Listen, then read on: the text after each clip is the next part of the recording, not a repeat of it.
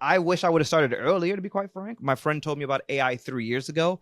I surpassed him when it comes to AI, and he's like, "I should have. What happened?" But I'm a big believer that automation, doing the things more of what we love, which is showing up on the front lines, and how do we automate all the things on the back end? Do you also feel that organizations should be implementing AI? What is your thoughts on AI? Uh, AI, the conversation is everywhere. I can only And imagine. I would say, there are innovations there that are developing faster than any of us can kind of get our arms around. I'll say that for third sector, we're in the early stages of figuring out what AI means for our work Mhm. internally. But I largely really agree with your comment that, like, focus on what is it that you uniquely as an organization, as a nonprofit, can bring to measurable improvements in people's lives. And you should be trying to figure out, how do you spend all of your time on that, right? And whether it's automation or it's in partnership with folks who do other things better than you do, like whether that's AI or other enabled, I think just having that clarity around, like, wait a minute, what is it that we want to achieve? What is it that we're really good at in terms of contributing to make that happen? Then think about, who do we hold hands with? What do we, Mhm. like, automate in order to enable more of that great contribution work to happen? I think those are the right questions to be asking right now. And honestly, that we have to be asking in a world where there's going to be less resources and not more in the coming years. But do you feel that when you're having these conversations with other leaders, that there is, or are you getting that pushback as well when you say AI or you bring that up? I don't know if it's a conversation from you to another leader, but I feel as a leader to another leader, when I say AI, there's still the people that it's just, there's no way. Matter of fact, I spoke to someone recently and she was like, there's no way. Everyone tells me about ChatGPT. I'm not doing it. And for me, I'm all about education. So I pulled Yeah. up ChatGPT. I prompted her a couple of different things on the conversation we were having, and within 2 3 minutes she has ChatGPT on her computer. She signed in and she's sharing her screen like, show me that again. And then on Yeah. Sunday she says, thank you so much. I think I'm overusing ChatGPT, but the value you gave me is so helpful. And I just feel like you have to test it. You have to see how, yes, I get it, you're a great writer, you want to be personal, but you can still do that just faster. That's it. Yeah, I would say, my line for AI is active curiosity is essential because it is everywhere and it's going to be everywhere. And so what you just described was like, embrace an active curiosity about it. Yeah. But you should be doing that kind of across the board because we're in a time where we need, a lot more radical curiosity, collaboration, again, to navigate the uncertainty that's out there. So I am.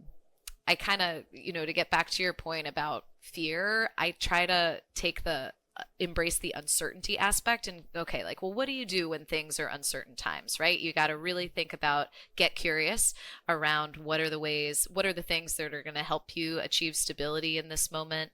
And you've got to think about who you're holding hands with, who are you going to partner up with in order to survive and continue thriving in uncertain times. Who can you trust? And who do you want to be in relationship with that cares about achieving the same goals that you do? I love it. And actually, this last AI question before we move forward is, if you could create an AI tool of your own, what does it look like? What is it solving? Gosh. One of the things that I think would be really helpful that I've actually seen some partners doing is so AI takes advantage of a lot of different data sets, and there's a lot of information out there about grants, right? And what funders Okay. care about, what philanthropies care about. And gosh, I mean, we're a nonprofit too. We spend a lot of time researching, trying to figure out, how do you write that best intro Mhm. note or that best cover letter.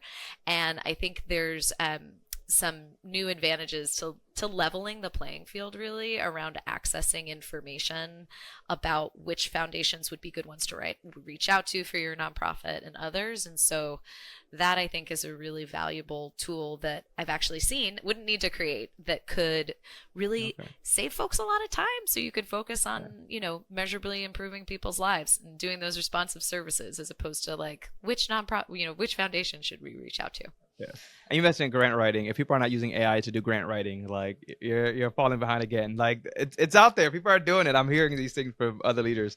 But this is good. Can we talk about what, because you're a nonprofit, and it's crazy to think that you're a nonprofit helping other nonprofits.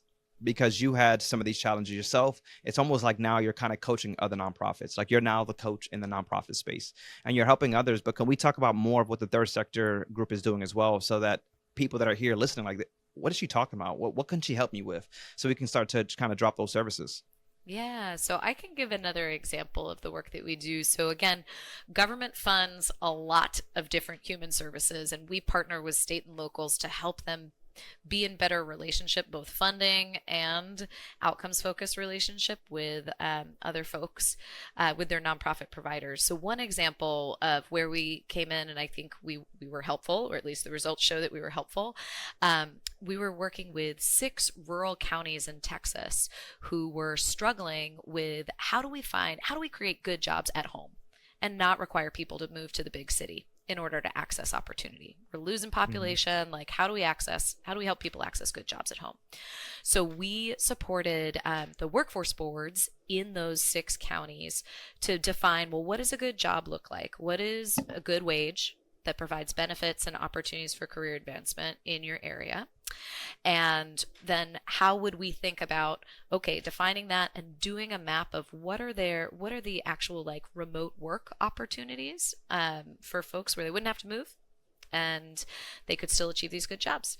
So what the result was, sort of at the systems level, we were able to identify a couple of areas like IT, truck driving, healthcare, where there were some good job opportunities in those rural communities. And then we were able to help recruit in new training providers. So that included Texas Tech University, the American Truck Driving School, other nonprofit training providers that had not previously served this area and were now established in the region. So it was helpful not only to help us train and place 400 job seekers in quality jobs with career advancement opportunities, but it also like shifted the ecosystem, the nonprofit ecosystem in that rural community. And it gave those nonprofits, honestly, like funding. They knew that they could get paid to train people and place job seekers.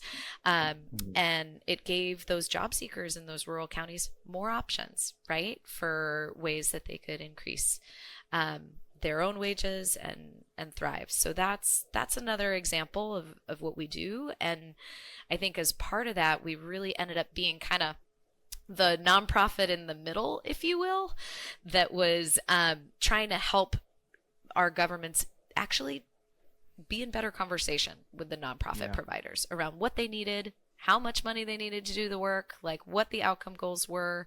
Because sometimes government says, oh, we can't talk to them. They're our vendors. No, Mm-hmm. they are your service delivery. They're like an extension of the service delivery to make sure you're delivering responsive services. And so that's a lot of times what we're doing is helping to be that bridge between nonprofits and their government partners.